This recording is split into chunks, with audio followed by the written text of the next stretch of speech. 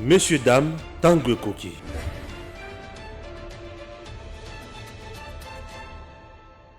Inutile de voyager, inutile de se tracasser. Arcis Style de Rêve, une boutique d'habillement et salle de mariage vient donner solution à vos inquiétudes. La boutique offre des articles de qualité 100% Turquie. La boutique dispose des robes pour mariage civil et religieux, y compris tous les accessoires, de vestes cérémoniales et de bureaux de grands messieurs, des robes de soirée et habillement de grandes dames, des chaussures basket, purpette et mocassins hommes et dames. Arcis Style de Rêve n'a pas oublié l'habillement des tout petits de 2 ans à 16 ans.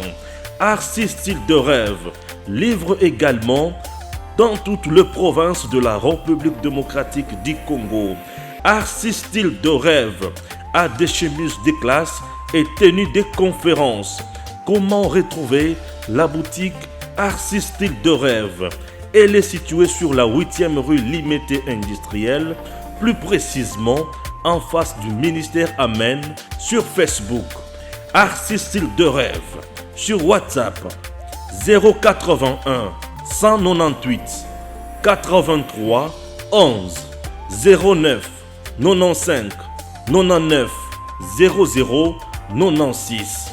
Arcis Style de Rêve, c'est la réalité dans le monde de la SAP. Arcis Style de Rêve, c'est la classe. Malgré tout ce que les Kinois disent sur la gestion de leur ville et chère province Kinshasa, rien ne change. On se demande, est-ce que les autorités provinciales sont réellement au parfum de différents désidératas de la population kinoise? Est-ce qu'ils entendent le cri de leur population? Est-ce que Kinshasa a un gouverneur attentionné? Mesdames et messieurs, ces questions nous font mal. Deux fois, et du coup, on a du mal à répondre. On s'est dit, ni ton loba pour Kinshasa et Yoka. Donc, on a dit qu'on avait la Kinshasa, les alliés Kinshasa, les Kokonza Kinshasa, et qu'on ni de manière à ce que le peuple quinois se retrouve. Disent que voilà, on a une autorité, on a un souci, la biso, on a ligné, tout vivre dans un environnement comme ça. Mesdames et messieurs, la constitution de la République démocratique du Congo est garantie à ce que le peuple congolais a vivre dans un environnement sain. Mais malheureusement, les autorités ne savent respecter ces prescrits de la loi. Nous sommes avec ce jeune activiste que vous connaissez, personne ne l'a oublié.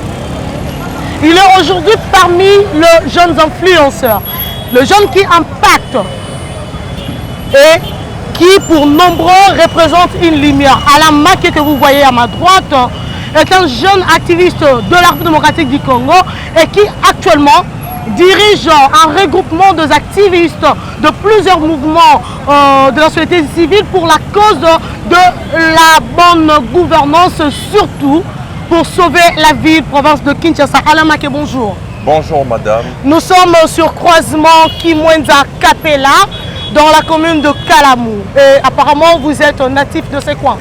Oui, en fait je suis natif du quartier Kaouka. Okay. Mais je suis aussi résident dans la commune de Kalamou et précisément dans la ville de Kinshasa. Ok.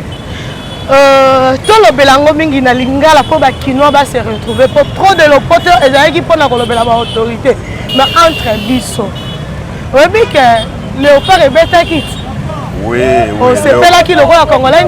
Oui, Léopard et Beta Kit, c'est un message qu'il faut lancer d'abord premièrement à la population congolaise Mobimba.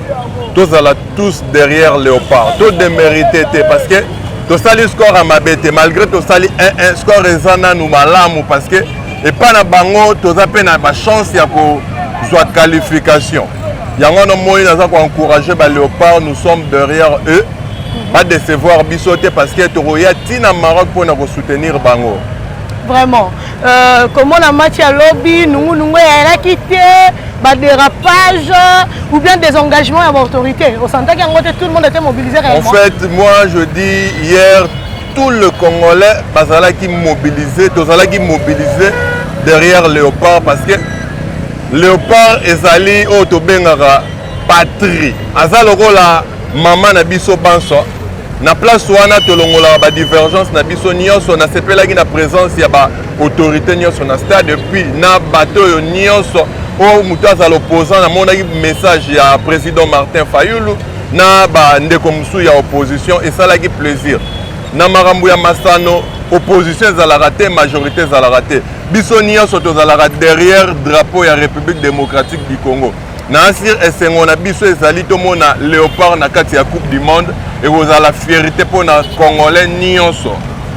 Voilà, toumela tete lobela siko likambo oyo esangisi yo na ngai na bakongolais nyonso bazali kolanda biso na ngonga oyo na komona bakino longo lenge bazali ko réagir balobi balembi caméra tata ngobila bakino balobi balembi caméra makambo ezali kotambola te baactiviste pe balobi bakolemba yo te bongo alemaki oyo ozali komona Kinshasa boye yo zomona 0 trou mama nazoyebisa yo ezali pasi mingi ya komona mboka oyo ndenge ezokambama et surtout ville province ya Kinshasa okoki komona mboka nini okoki kozala na banzela oyo komona boye mboko eza sérieux tokozala na niveau oyo te nini tolobi te baprogramme oyo batie obe 0 trou mais eloko moko eza koavanse te tokomona le contraire situation ezose dégrade lisusu yango wana ozomona biso na kati ya regroupement tobengi Sofo Kinshasa tozobeta sete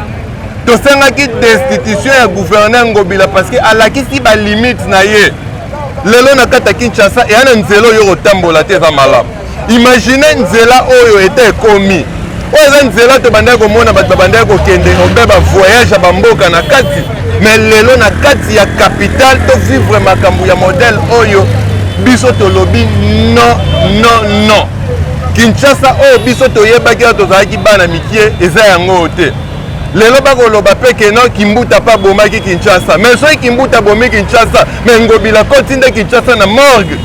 Ah bon? Kinshasa na mito eza nde na morgue eloko etikali kaka bambome Kinshasa bakende kotia na cimetière oyo mboka modèle nini makadame ekoma na niveau boye lokola baautorité baza te bakangi misu eza makambo oyo tokodénonce midi ntongo pokwa epuis tosengi bango baya kobongisa bandako na biso te awa ndenge eza boye tofuta kobeba taxe oyo esengi bango babongisa nzela oyo alemaki yo lobi bobengi bango te baya kobongisa bino bandako na bino mais en réalité bato babebisaka nzela ezali nde population non mama bakino bango moko bazali responsable ya kopolue bango te population kobebisa nzela ndenge nini abokaka sachet na nzela abokaka molangi ya plastiki na nzela etoboli nzela te eloko etoboli nzela ezali ata mboka nyonso totambolaka mama oyebi vignette oyo baconducteur bafutaka mituka efutaka mosala nango ezali ya kobongisa nde nzela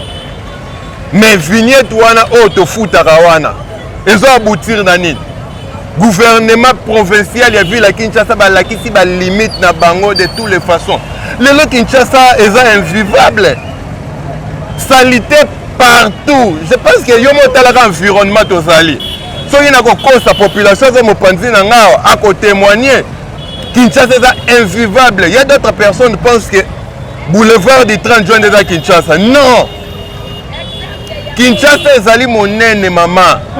Yo moko tala ato ana kata commune Kalamu na croisement ki Mwenza Kapela. Mais na ebisi yo soki cameraman na yo balusi caméra na ye akomona be salité population zo vivre nango. Oh constitution et lobby population faut vivre dans environnement moko sain. Est-ce que oh environnement sain ba malade belé to ko attraper pour na environnement ça salité on a koloba kengo bila jusque là à mettre initiative mon côté alors que tous on a programme kin bopeto oh bino bozali connecter. En fait le problème c'est quoi programme kin bopeto et là programme moko ba sali on a beaucoup de erreurs.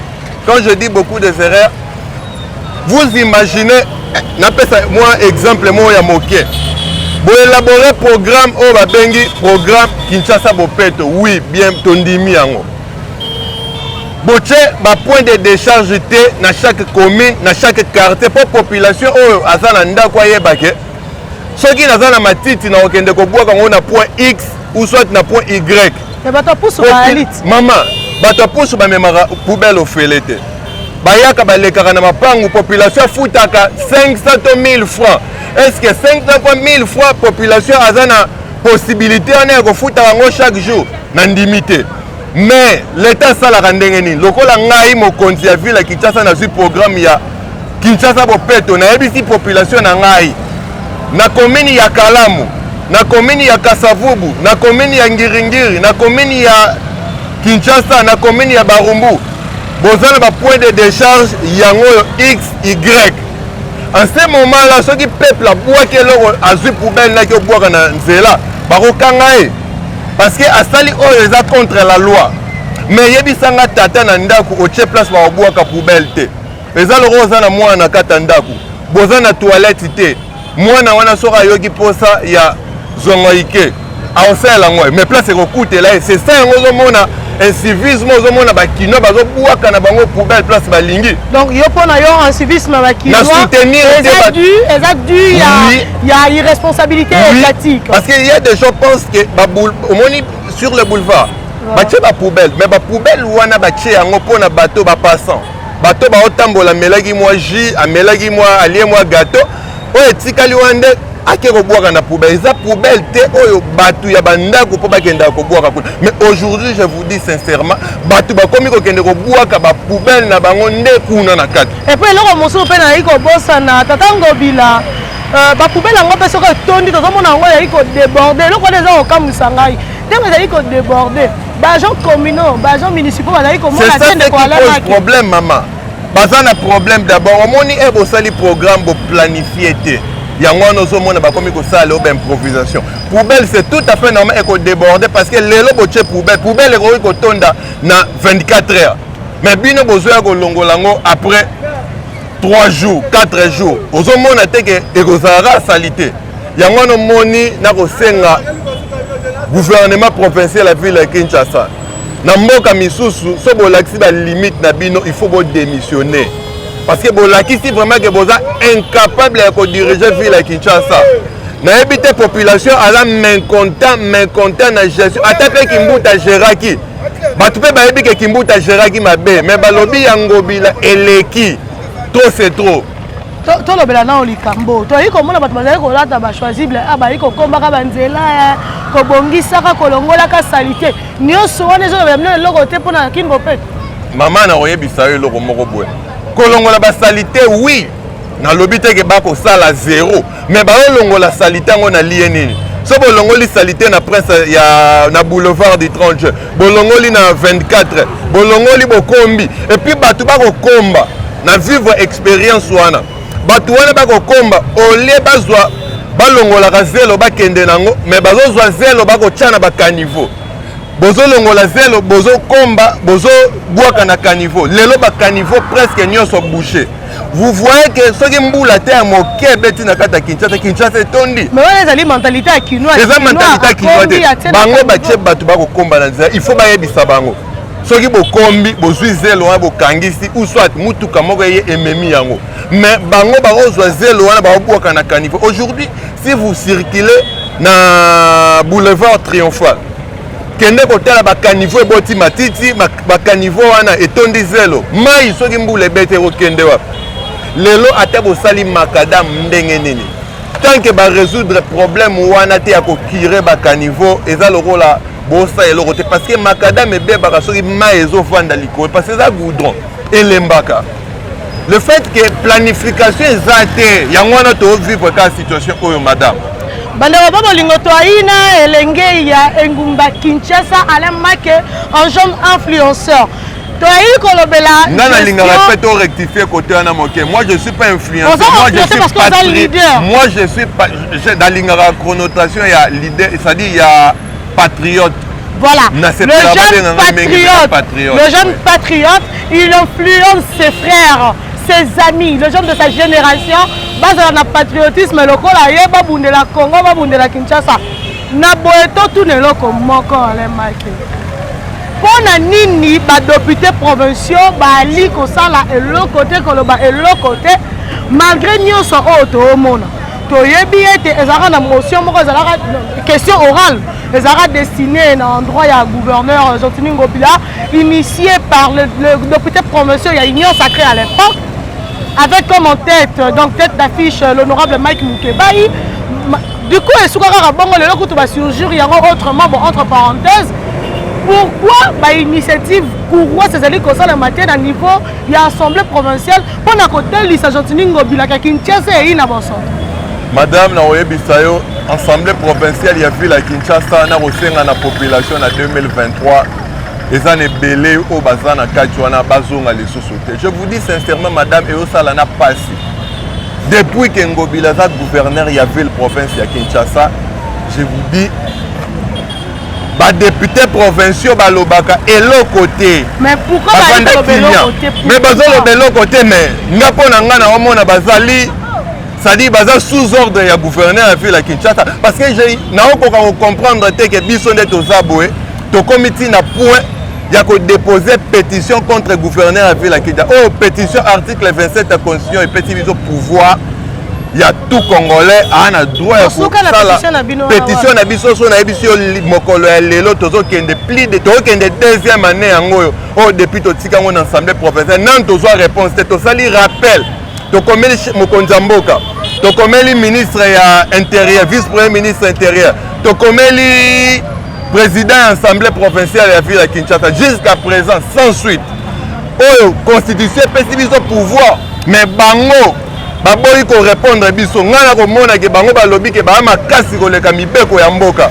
Ce qui fait très mal lelo na kata mboka na biso et na bateau ba makasi ko leka na bango mibeko ya mboka. Parce que bazaki no obligation de répondre biso dans les délais constitutionnels. Congé peut-être ba 3 mois pour pas répondre biso mais ti lelo ba fanda na ba moi je trouve que ils sont au-dessus à Mibeko et Mboka et à la République d'Abisso. Mais ce qui fait très mal les députés provinciaux, à chaque fois, Mokonza Mboka, en 2023, la population retourne en Ngobila Bilante. En 2023, la population retourne le président de la République Félix Tshisekedi, Antoine Tshisekedi. Oh, partout au Tambo, la Rabatou, Bazol Lobake, président de la République, Oza Kino, mais ont abandonné la ville de Kinshasa. Ville à Kinshasa est abandonnée par Batumoro Boyeo Balakisi qui baleki basaeli des muscles na bango ole basala la mibeko ya mboka. Alemaki. Oyebi que Jantini Ngobila lobaki que na tonga Kimbuta avec on soit 10 millions na part ya gouvernement central pour l'assainissement ya ville à Kinshasa mais na tango na ba iko pesa kaka jusqu'à là près de 2 millions ya pamba. Siko bino boyi ko lobaka président Ndongo Bilazali est compétent. Boyi ko mona te Ngobila aza ko faire face na ba. Mais maman, Moussala est 2 millions 500 zo mona na te chaque fin du mois. Moussala 2 millions 500 zo mona na te. C'est ça ba priorité belé ne quoi. Madame, priorité ninyo bango ba eloko ninyo ya priorité à Kinshasa elei ko bongisa ba route secondaire. Priorité ninyo eza na ville à Kinshasa o elei ko bongisa ba route secondaire. Tout à l'heure, nana uti ko leka na Gombe avant-hier. C'est-à-dire que si vous circulez dans la ville-province de Kinshasa, okomona banzela nyonso kufa. Mais les députés provinciaux bakanga na bango monoko, bango balobelaka lisu yango te, bango makambo etali kaka mbongo na bango nde babeta Robert Sete. Yango esika ototelemi. Eloko kutu tokoyi koloba lisu te mamuto okosele makambo. Talaka esika ototelemi. Est-ce que Macadam vraiment est en état oyo? Yango no mona zo biso mama Kolanda makinungu nungu te Kinshasa est très mal géré. Na sepelaka na nani na président AI UDPS honorable Jean-Marc Kabunda lobaki Kinshasa est géré te. Azara sous président AI. Non, non en fait nana lobaki l'honorable Jean-Marc Kabunda. Voilà. Ouais lobaki non Kinshasa est géré te mais motema passe parce que kokis na bango ba député ville à Kinshasa ba suka ega na ko dénoncer le roi ngai na yo mais action nino bango ba poser pona ko lakisa gouverneur à ville à Kinshasa mai o ya ko sala ya mabe et sala mate nazo condamner bango nio surtout ba eli à ville à Kinshasa bana responsable ya situation toza nango te le bela voler avant tout na sur la pérennisation à Kingo peut tourner aux amotoune à Souka pour y rendre maman à l'Ikamabisha à Mokonalelo mais tout le bel volet sécurité déjà quand on a la porte le bel qui match l'introduction la biso volet sécurité tout le monde a mis papa ya bayaki ko beta lobby awa dans mokolo ya vendredi non bayaki ko beta a ngembo mendeko tant on a la sécurité la ville à Kinshasa le bel qui on En fait, ces dernières temps, vu la Kinshasa, Makamunyo soit ma bezongi. Pour vous informer, Kuluna et Zongi na Kinshasa, Nengezaki Liboso. Toko mona yango par-ci par-là. Nga zoloba toujours na numéro 1 oya kambi police na biso le général Kassongo. Oyebi ke ba élément na o baza sur terrain Moussa les osala masuma lamute. C'est-à-dire ba élément ba se familiariser na ba Kuluna. Or, ce n'est pas normal. Police a mesanaka na motote. La police a zana pona ko établir nde mibeko. Mais les loto mona bako kata batu machette vol comme normal na Kinshasa. Vous imaginez hier ce qui s'est passé au total na ba vidéo. Muto yibi téléphone ya Maroc pas télémi na kimité. Mais bato ba télémi pembeni na quelques policiers ils ont trouvé ça normal. Or ce n'est pas normal. Moto yibi étranger yiba nani à commettre infraction. Et là on a resenga na police ba bongisa musala na bango. Parce que lelo kuluna tokoyi ko vivre na yango esika moko te. On a koyi ko loba yango na makambo matali sécurité. Troisième volet to lobela ba jeune ya Kinshasa. Tango yo ali komona parce que a lobi moto ayiba ka zaki elenge Kinshasa ta. So elenge Kinshasa wana. Nini o mokonzi ya école sengela sana bango lokoto ina engumba Kinshasa. Engumba Kinshasa sala lolenge nini na ba bilenge oaye. Esala nini en fait? En fait, les lots na jeunes congolais et précisément jeunes quinois, on moni délinquants soit les ONG. Ça dit batiki les lots, babiloko fallait l'État coincé, les lots l'État tiki yango na porté à tout. Vous imaginez que toi na mboka o bar refongo mara na tongo. Toi na mboka oyo na police ayebi ke abateka ka bangi abateka ka soki ba obenga ngoni no batba ko mela wana bombe abayebi ke batba oteka whisky ya makaso ezo bebisa ba jeune. Vous imaginez que l'état est incapable ya ko telemela makambo wana bato wana so bakangi lelo bake ba foutu ben $100 $50 ba libérer na bango bango. Ce qui pose problème. Nana on lance un message moko na ministre o atali jeunesse. Jeunesse ezali secteur où il faut l'état tchaba moyen belé parce que ba jeune est belé oh ba jou chance à requin de classe T. Il y a plusieurs métiers. Oh lelo l'état ko former ba un exemple. Oh tozo mona lelo ba tindi ba jeune na kanya makasese. Lelo ba jeune on a ba komi utile na société. Mais l'état soki lelo azotika akangi kuluna awana Kinshasa atiki kana Kinshasa pour ba fouti $50 ba fouti $100. Mais ba retomber na ngwe sala yango na osenga ministère ya jeunesse c'est un ministère au lelo il faut na gouvernement samba lukonde ba tchaba moyen belé parce que so ba tchaba moyen belé parce que avenir ya mboka na biso ezali jeunesse parce que soki tozana soki jeunesse o tozana ngo je vous dis sincèrement mabe kozala mingi même kolega na ba o basala ki liboso tolo bela likambo jeunesse. Poto il se plaindre Kinshasa yi bosotota Kinshasa ezi mabe Kinshasa yi amalongate alamaki yo ali lelengeti yo na osali souvent Kinshasa so tango ali kotala majorité ya ba jeune bo ali kosala nini po yo osali souvent Kinshasa yo zali na lobingi te balongola ngobila zali incompétent un gouverneur non engagé consort aza autoritaire te mais bino siko bilenge yo ozali minoritaire na kata majorité mais tala majorité ya ba jeune à Kinshasa bilenge yango bali kosala nini po ete Kinshasa na bango za bopete. En fait ngana rolo ba moni bilenge tel que nous sommes batu ebe omoni lelo ba politicien ba ko utiliser bilenge lokola ba marche pied. Le problème c'est quoi? Aujourd'hui lelo jeunesse lelo moto asalaka te moto aza na aina lipa ya kolia te na tongo baye ko proposer lipa soko on se rappeler même papa Etienne Tshisekedi alobaka à l'époque obi soki ba yeli yo mbongo lia yango mais ko voter mutu te aloba ibongo point parce qu'il avait compris que oko yebisa mutu te aboya ko zwa mbongo parce que ventre affamé na point d'oreille jeune lelo bazo manipuler parce que jeune congolais jeune quinois précisément aina mosala te aina lo akolia te ngai lobi na poko na sombi lipa oya ipako to bandeko soma na 200 francs lobi na sombi on a 250 francs. Mati déjà lipango. Vous imaginez? Mais on a le problème du ministre national de l'économie. C'est ça, on a une évolution. Il y a un gouverneur qui a dit bilenge ba iko sala nini pour la Kinshasa bopeto na bango. Mais bilenge ba ozala utile, il faut pas passer rôle na kata kini bopeto. Mais ye moko aki ko luka yango te pourquoi?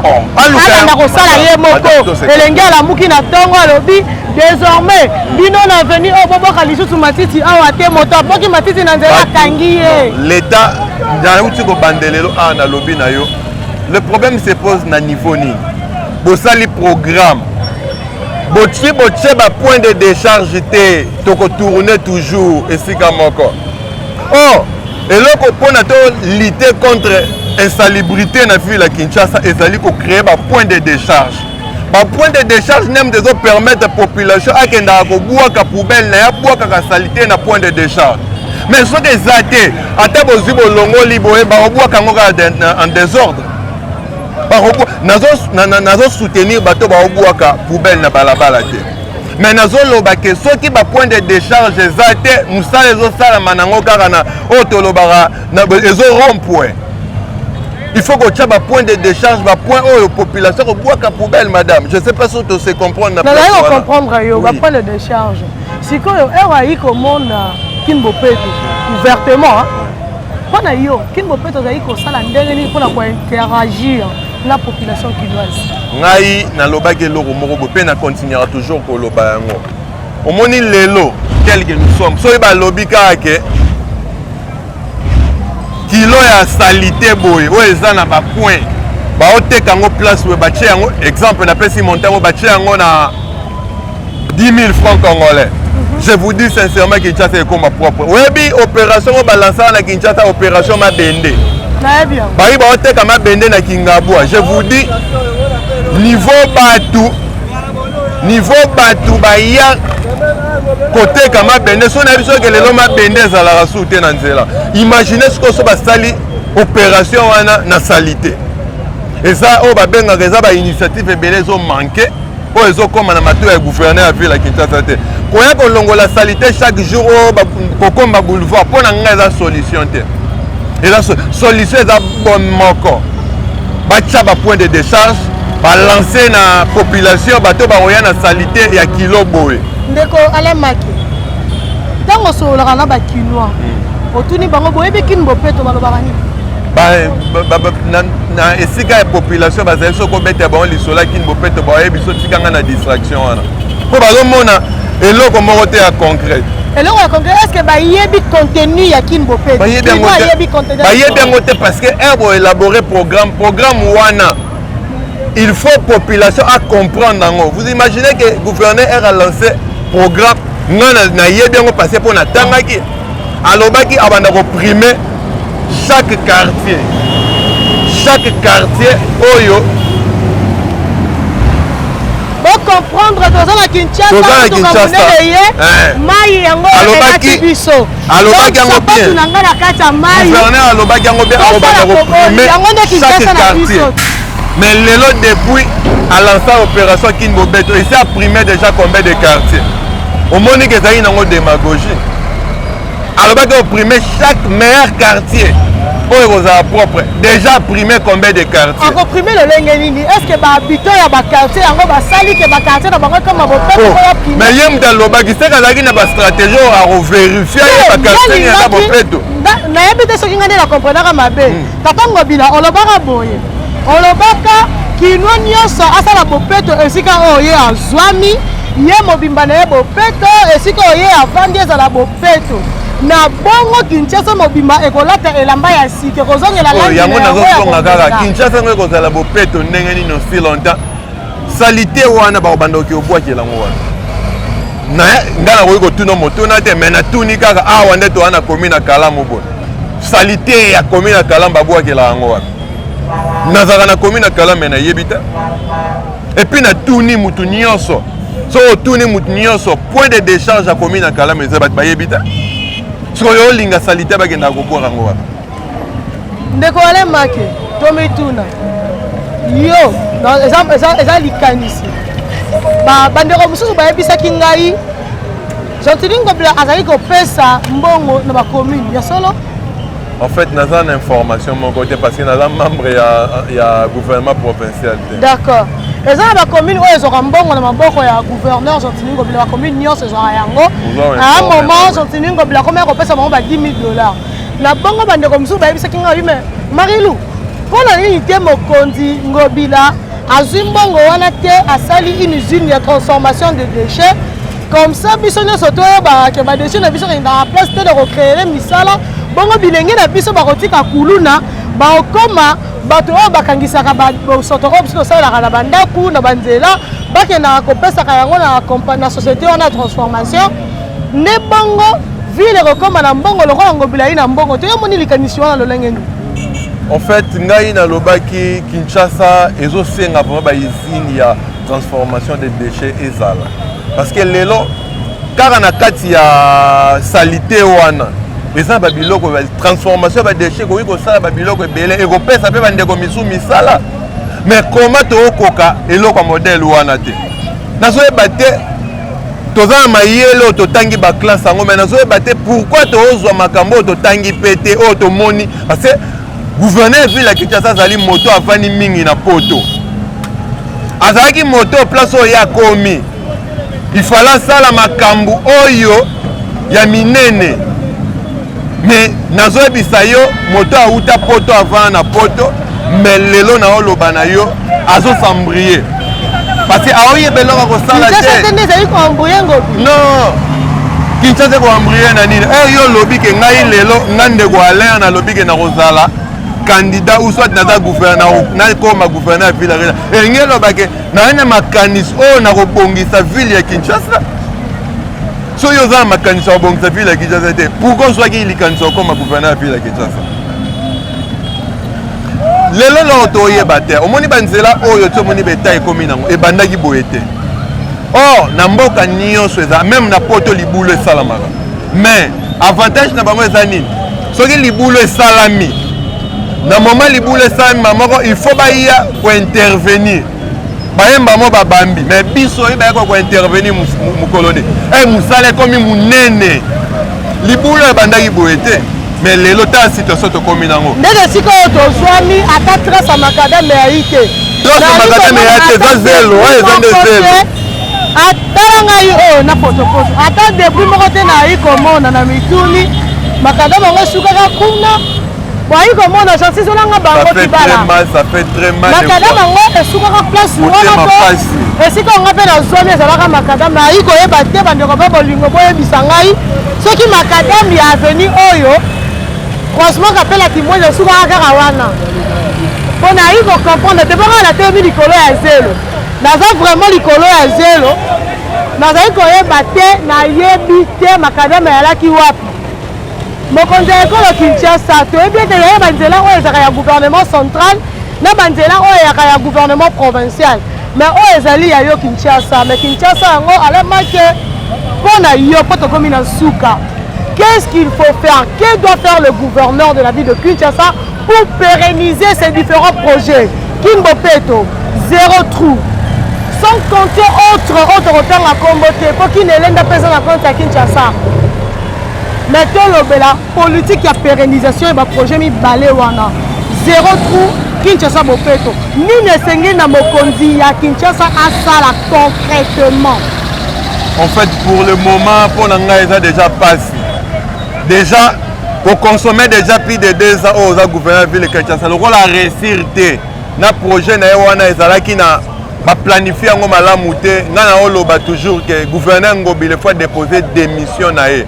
Parce que à la question la limite naé à la question déjà que à okokalisu ko résoudre des problèmes ya ville à Kinshasa té azo mérité à démissionner et puis ngana oloba na gouverneur Gentili Ngobila soko démissionner ngana muta liboso na obetelo maboko parce que on ndimi pena ke obité na sali mais na koki lisusu té c'est ça être un homme et non que comme tina suka kaka pona elenga kokoma na sengi na au gouverneur ville à Kinshasa au démissionner parce que au laxi ba limite na yo na gouvernement provincial na yo moya suka na zaki na ya koloba ya tranche na biso ya mokolo na yo au sens du développement, le Congo doit se développer, mais le Lengen yango ko se développer, le Congo est se développer ce qui est un outil de développement.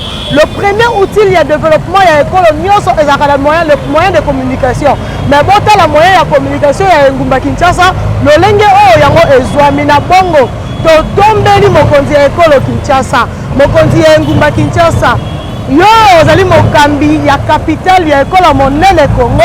Ça de manière à ce que Kinshasa est un réel miroir ya Congo mobimba. Pote ceux qui ont ezali bopeto babingumba mosusu wana ezali ko constituer la République démocratique du Congo et ko emboîter les pas. Je conçois très mal que la ville de Goma est le kakitoko pe bopeto ko le Kinshasa ezali capitale. Na bamboka nyonso capitale nde ezalaka kitalatala ya mboka na bango me ya biso Kinshasa ya ibo soto kimoyibi toyebi te tosuka wapi. Bon consommer émission sans modération, sauvons Kinshasa, ndenge lobi nango le tonton élégance, Alain Maké, le jeune congolais patriote. Nabongo Tombeli, le technicien Nabiso Josi Kibala, Matondi Mingi, na DG Stéphane Balamwange pour son accompagnement et son soutien. Nabakinoa Nyonso, Matondo Mingi Mingi Nabana ya Kalamu, Batungisi Bisote, Batiki Biso Sala Mosala, Tolobela Bango.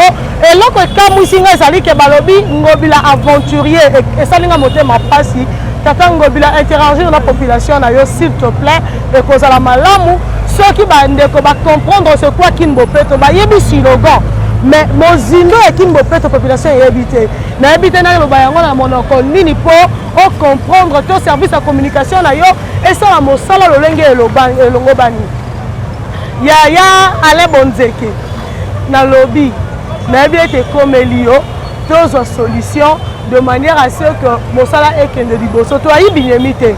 Toi, il bakino, ba congolais. Toi, sali Mosala na biso. Maintenant, dis donc la mboka Alain Maké le monsieur élégance. Mingi maman, balasi matosala les sous émission na place mososo. Parce que ngai na lingi makamonio se le kaka sur terrain.